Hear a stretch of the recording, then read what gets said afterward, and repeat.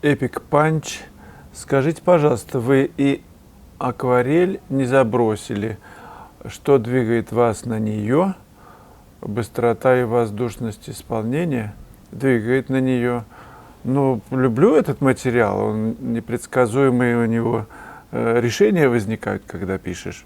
Очень сложно, исправить невозможно, нужно писать очень точно, но сложно, поэтому притягивает. И эффект, если получается, то, конечно, очень сильный, ввиду того, что мазок имеет ценность.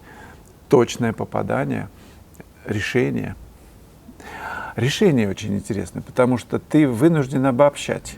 Ты вынужден, если детали в акварели слишком обильны, это ее губит.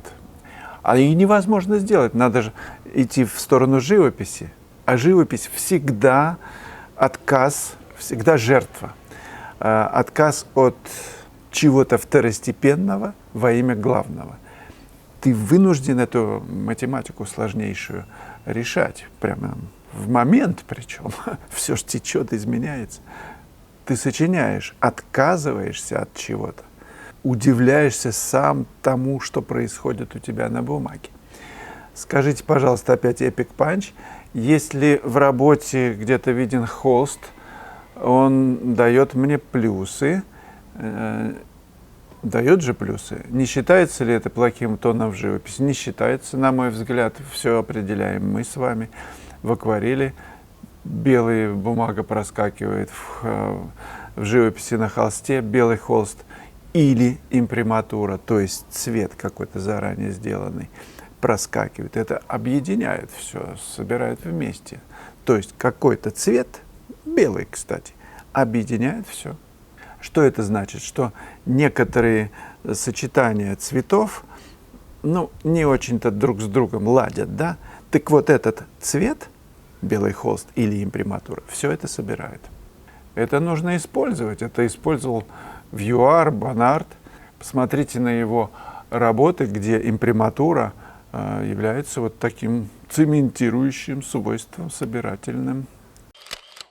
НН. Прекрасные наброски. Спасибо. Мой идеал — такая же легкость и незавершенность маслом. Только необходимая. Да, у нас похожие с вами идеалами. Об этом был мой прошлый комментарий. На ум приходит только незавершенная картина Сезанна. Несколько мазков на чистом холсте. Но все, что надо, сказано. Может, страх испортить холст? Бумагу легче выбросить и взять новый лист. И начинаешь переделывать. Нужно непрерывно работать годами, десятилетиями, чтобы достигнуть такого мастерства. Интересно, Сезанн оставлял эти работы незаконченными, потому что ему нравилось то, что получилось, или наоборот. Решал, что настолько никуда не годится, что не хотелось продолжать. Не знаю. Но почему вы думаете, у меня вопрос, что работы эти были не закончены?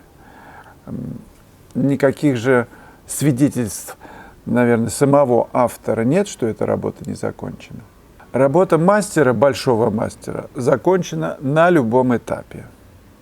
И если нам выпадает счастье увидеть такие работы, это действительно счастье, потому что виден процесс движения мысли, как работа создается, этапность ее, и какой-то этап, на каком-то этапе она оставлена. Для меня это большое счастье. Я обожаю такие работы видеть, просто охочусь за ними на выставках, прям иду к ним, потому что это кухня художника. Очень интересно побывать всегда. Мне интересно побывать на кухне, посмотреть, как маэстро пишет, как в его незаконченности, незавершенности видна целая жизнь, это целая просто вселенная. Но это как танец, он никогда не закончен. Танцор танцует. Пока он танцует, есть танец. Он заканчивает танцевать, танца ведь нет. Это процесс. Дело художника — показать этот процесс. Найти некую, мне это нравится, пустотность, незавершенность, недосказанность, недописанность в холсте, в рамках холста сделать, организовать такой танец. Но это великое искусство. Я тоже очень люблю некую недописанность в работах своих, и мне помогает в этом наброски. Помогают наброски. Потому что у тебя ограниченное время. Кстати, это ключ. Можно писать большие работы на время. Один художник так делал. Так вот, времени в набросках не хватает, ограничено 10 или 15 минут, и ты вынужден писать как знак делать. Мне нравится очень искать в набросках знак, как иероглиф, знак тела.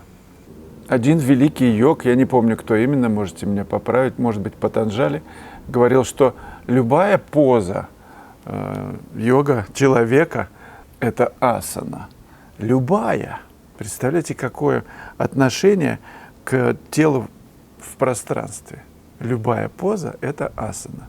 Ну, что может быть большим инструментом, помогающим нам осознавать, как наше тело? Ну, что еще? Оно всегда с нами. Принял какое-то положение рук – асана. Ну, не только рук, конечно, в любую позу. Так вот, наблюдать за движением человека в пространстве, рисовать его, да еще как знак, как иероглиф, как некую асану, это очень увлекательно, и рекомендую это делать как можно чаще, все время. Ведь это несложно взять с собой небольшой акварельный альбомчик, ну или просто карандашом, но это волшебно. Не забывайте, пожалуйста, ставить лайки, подписываться на канал, комментируйте. И анонс для примера из области рисунка. Как научиться рисовать вот эту сложную, самую сложную конструкцию в природе — человеческое тело. Об этом есть у меня уроки. Друзья, у меня хорошая новость. Мы будем рисовать. Я подготовил урок по наброскам карандашом. Мы будем рисовать обнаженную женскую модель. Она будет на экране, вы будете ее видеть. Вы будете видеть бумажный лист, на котором я рисую карандашом. И вы будете видеть конструктивную часть рисунка. Я покажу некий прием, который позволит вам не ошибаться в построении объема. Фактически мы будем рисовать объем на плоском листе бумаги, на плоскости. Почему фигура человека? Потому что это самая сложная форма в природе. И если мы научимся ее рисовать, мы сможем нарисовать все, что угодно.